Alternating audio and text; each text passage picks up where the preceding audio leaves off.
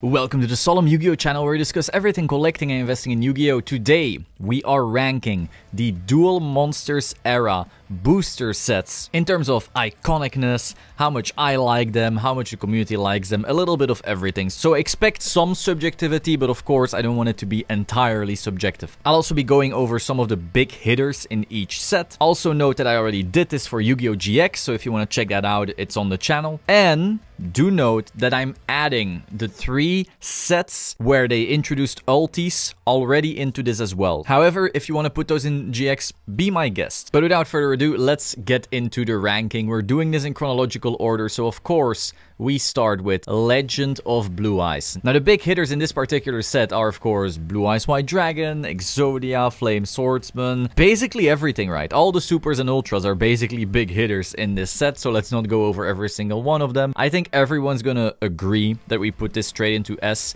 Now I will say, if you were a player, a lot of the cards in this set were you know, a bunch of normal monsters. You didn't even want a tribute for these, they were just who cares? So I get that, but this is from a iconic anime, how much do people enjoy collecting these and so forth nature. So that's why I'm still putting in S. And of course, even from a player perspective, a bunch of broken cards also came from this, like Monster Reborn, Dark Hole, Raigeki, and so forth. Next up, we have the second set, we have Metal Raiders. So this one, second set ever. Now once again, this set is huge. It has so many hits. It has Gate Guardian, Black Skull Dragon, Time Wizard, Change of Heart, Summon Skull, Barrel Dragon. We can keep on going and going and going. Huge cards in this set. Easily S for me. I know probably people are gonna say, why are you being so biased? What the hell? I feel like if you're opening Metal Raiders, you're gonna be happier more often than with Legend of Blue Eyes, honestly. I might actually put it like a little higher this way. You know, in Legend of Blue Eyes, if you are pulling an Exodia limb, you know, you might not be happy. I love those cards. You want to have the full set, but just pulling one limb, it's like,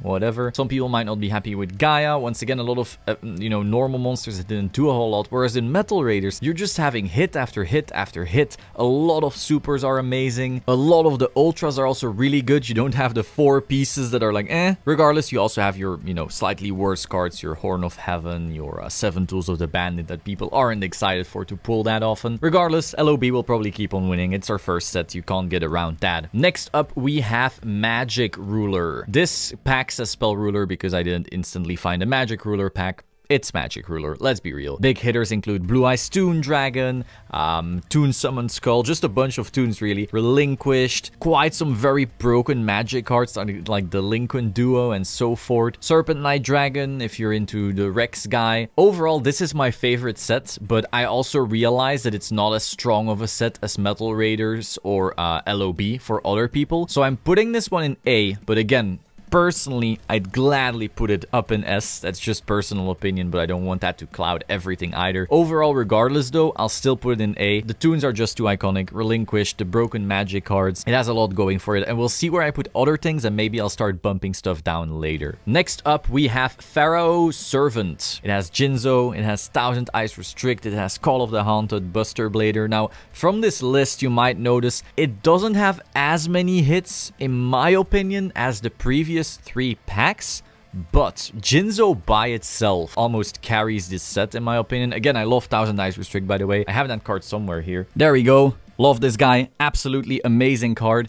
It's the cover card, by the way, if you didn't know. But regardless, it doesn't have as many hits, but Jinzo by itself is just insane. So I will put it, I don't know, Jinzo is so powerful. A lot of people would probably put this higher than Magic Ruler. I'll put it next to Magic Ruler for now. It's a tough one. Without Jinzo, I would instantly put this below it. I'm gonna put it here. I'm also not mentioning every single hit because we would be spending a butt ton of time, but this is what I'll do for now. But again, I get Jinzo's power so damn much. I get it. Next up, Labyrinth of Nightmare. Now, this set I feel is extremely underrated. A lot of the cards from this set can still be gotten in PSA 10 for a couple hundred. And, you know, for people who have been in the game for a while, a couple hundred is still a lot, you know, for these cards. You have your Gemini Elf, your Masked Beast, your Torrential Tribute, a Revival Gem, personal favorite of mine. I get it's a weaker set. I'm not gonna put it in these 4 because it's just not that great either. But I like it a lot. I think it's underrated. but I'm gonna put it in B because it's not the Toons, it's not MRD, it's not LOB, and it doesn't have a Jinzo. Next up, Legacy of Darkness. While I enjoy quite some cards in this set, I think it is completely being carried by its secrets. Now, I get this has Dark Ruler Hades, it has Tyrant Dragon, it has a bunch of cool cards, but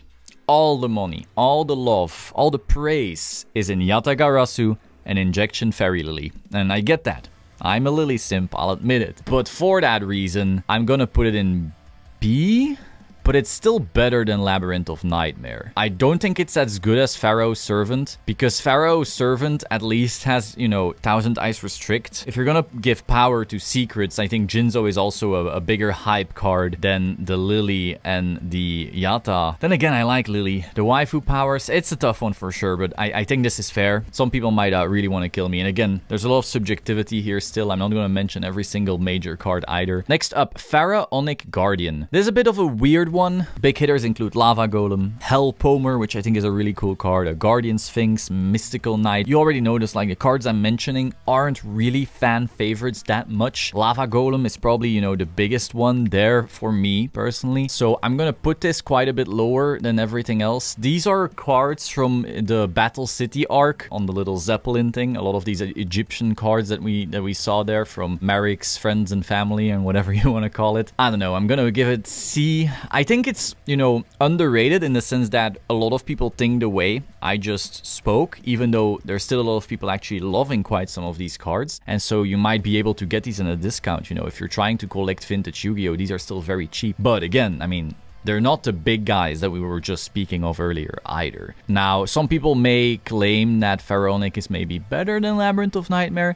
I wouldn't agree. I feel like Labyrinth of Nightmare has like these masks, it has a revival gem, it has Dark Necrofear, which is a huge one. Yeah, I think LON is definitely stronger than Pharaonic Guardian, but you know, some people might argue over this. So you kind of already noticed Yu-Gi-Oh! Entered this kind of like weird stage. You know, we had booster packs that were, okay, they were cool, they had some big hits, I like quite some of these, but they weren't these 4 first ones. Then Yu-Gi-Oh! Recovered. Yu-Gi-Oh! Decided, you know what, we're gonna milk that shit right now. We are getting Magician's Force. This pack is going straight into S. Or, you know, between S and A, whatever. The lines aren't that strong. This pack has Dark Magician Girl. And it has Dark Paladin. These two by themselves already changed the game. Dark Magician Girl is one of the most iconic cards in this game. It just is. It just is. And so add to that the Dark Paladin, add to that Paladin of White Dragon, XYZ, whatever the hell. You have a bunch of really cool cards, you know, quite some strong ultras, quite some cool supers. And then you have Dark Paladin and Dark Magician Girl. This set isn't just being carried by one of its secrets. You know, its secret is cool. It has a bunch of really cool ultras on top of that. And again, I think Dark Magician Girl by herself has so much weight that I put it right here. And also, you know, this is already being reflected in the price. Let's say in December, you could still get a Magic Ruler for 3K. You could get a Pharaoh Servant for maybe slightly more. LOD was 2.5 back then. These two were less, way less. MRD back then was 5 to 6 or whatever. LOB was, I don't even know, 25, whatever back then. And Magician's Force was already destroying all of these except for LOB in terms of price. The market has spoken. Next up, Dark Crisis. Here, they suddenly were like, you know what? We want to make things darker again. And so they have Vampire Lord, they have Exodia Necros, you have Skull Archfiend of Lightning, which I think is pretty cool. You have the Shinato thing, which I think is really cool. Regardless though, I don't think anything mentioned here, except for maybe Exodia Necros, is really that iconic for a lot of people. A lot of people remember quite some cards, you know, from Labyrinth of Nightmare and so forth. From the anime, a lot of the cards in this one aren't such big iconic anime hitters. Now, I know Yu-Gi-Oh! Tube loves this set, so he's gonna cry right now. For me, I'm gonna put it about right here. I think Labyrinth of Nightmare is cooler, but again, Labyrinth of Nightmare isn't, you know, the most hype set for many people. But yeah, I'm putting LON higher personally. Still though, quite some cool cards. Just, I don't know, maybe I'm just simping too much for LON. Next up, they were once again, you know what? We've been doing well, but we can do better. We have Invasion of Chaos. Once again, similar story to MFC. While all of these, you know, were selling at whatever prices, Pharaoh Servant, Magic Ruler, LOD, MRD, and so forth, they were all had their prices. LOB and Magician's Force were already winning, and now we have Invasion of Chaos also winning so hard. Why? Why? Well, you have your Chaos Trio. You have your Chaos Emperor Dragon, your Blackluster Soldier Envoy of the beginning. You have your Dark Magician of Chaos. You also have some other cool ultras like Black Tyranno. That was actually my first ever pulled ultra as a kid. Insect Princess is something I find pretty cool, but some people will disagree. But overall, just the 3 Chaos Monsters by themselves catapult this booster pack straight into S. I know if we had to make this, you know, community-based, Metal Raiders would probably be pushed down a little bit. And then LOB, Magician's Force and Invasion of Chaos would be probably the top. So then we enter something that not many people quite like. Ancient Sanctuary. These are still pretty affordable, but that also has its reason. So some big hitters include End of Anubis, which I like a lot. One of my first promos actually as a kid was End of Anubis. I still think I have that. It's all beat up now. Archlord Zerato. But then the 2 big ultras in this set really are like Burst Stream of Destruction and Dark Magic Attack. So they're kind of, you know, simping over that Blue Eyes and Dark Magician, but they're magic cards, so people aren't really all that heavy into them. I like it. I like these 2 magic cards personally. I'll put it about right here. I'm biased in the sense that every pack on this list I like. I wouldn't say the same for GX maybe, or at least definitely not 5Ds. But I don't think this is at, you know, the same level as some of these other ones. So now finally we enter the era where some people say this is GX. For me, since they're not really anime GX relevant, I'm not counting them. I'm still putting them into Duel Monsters, but I understand if you put them into GX. Regardless, I didn't put them into my GX video, so now I'm putting them in here.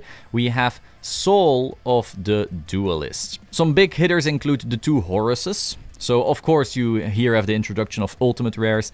Level 8 Horus in PSA 10 is probably one of the biggest grails in Yu-Gi-Oh! Getting that in a 10 is just impossible. Finding these Horuses is impossible. Even before the Yu-Gi-Oh! Boom, these cards were sought after and expensive. It also has Inferno Fire Blast. So, you know, if you were looking for the Burst Stream of Destruction, the Dark Magic Attack, you have your Dark Magician and your Blue Eyes White Dragon Magic card. Now you're like, where's my Red Eyes Magic card? Well, it's in the next set. But the big issue with this set is I feel it's entirely Horus for me, but Horus, you know, can't be understated. I think I'll put it about maybe right here. Maybe people will crucify me now, but that's okay. I think that's fair. Overall, Soul of the Duelist isn't, you know, it's not any of these. Horus by itself, though, Armor Giant level 7 is pretty cool. For me, it's worse than Labyrinth of Nightmare from a nostalgia perspective. I have way more cards in LON than I really want from a nostalgia perspective, and here it's like, alright, but I get the chase for the ulti though, so I'm putting them about there. I know some people will crucify me, but that's okay. We love all these cards anyway, right? Next up, this pack is unanimously hated. If you ask people, what is the worst set in Yu-Gi-Oh! History? They'll give you 3 options. You have the Astral thing, you have Cyber Dark Impact, and you have Rise of Destiny. This is just a forgotten child in Yu-Gi-Oh! History. And when you look at the big hitters, you have the Creator. Okay, it's pretty cool. You have Perfect Machine King. Okay, you have Mystic Swordsman level whatever. Okay, you have Silent Swordsman level whatever. Okay, a bunch of level cards. You know, they started the level cards in Soul of the Duelist. People were like, okay, Horus, pretty cool. Now they give you even more of them. Personally, this is probably like the weakest Duel Monsters era, and some people would call it GX era set. But again, that makes them pretty cheap. So if you want to enjoy some Yu-Gi-Oh! Old school nostalgia, that's really a set to go for, I guess. Finally, we have Flaming Eternity. I feel like this set is stronger than Rise of Destiny. You have your Sacred Phoenix of Neptis. You have your Gatling Dragon, I think is pretty cool, but not everyone necessarily agree. You have Silent Swordsman level, whatever. It's kind of whatever, but some people enjoy these cards, you know, these ultis, these level ultis basically. Lightning Vortex, I feel, is pretty underrated. You know, it was a very strong card back when you played in 2009 maybe? 2008? 7? 10? I don't know, somewhere in that range. Lightning Vortex was a pretty cool staple. You can get the ulti of that in this. And I mean, Neptis, in my opinion, is cooler than the Creator. It's not as cool as Horus, though. I don't know. I'm gonna put it right here. From an anime perspective, this does nothing for me. Whereas Pharaonic Guardian still has some anime power to me, even though it's, you know, not as much as these big guys. But, you know, the ulti chase is there. I don't know, I feel like this BCD category overall is a bit blurry. We can all argue about how high it really should be. I think most of us would agree, you know, more or less. I don't think anyone is saying that something from C or D should be an S or vice versa. So yeah, I'm feeling pretty good about this. Again, if I wasn't, you know, putting in my own feelings here, some people might put Metal Raiders a bit lower, maybe put Magic Ruler a bit lower, put that Pharaoh Servant a bit higher because of the Jinzo, maybe put the Dark Crisis a bit higher because maybe I'm simping too much for Labyrinth of Nightmare. Again, I'm not saying Labyrinth of Nightmare should be higher than any of these top sets in here, not at all, but it has some of my favorites, the Masks ones, the Revival Gem, the Dark Necrophere, and so forth. So yeah, I'm feeling pretty good about this. What are your thoughts? Where would you rank these? How would you rank these differently? Is there a particular card in these sets that you really love that I maybe didn't mention? Let me know in the comments down below. Be sure to like, subscribe, and I will see you soon. Ciao.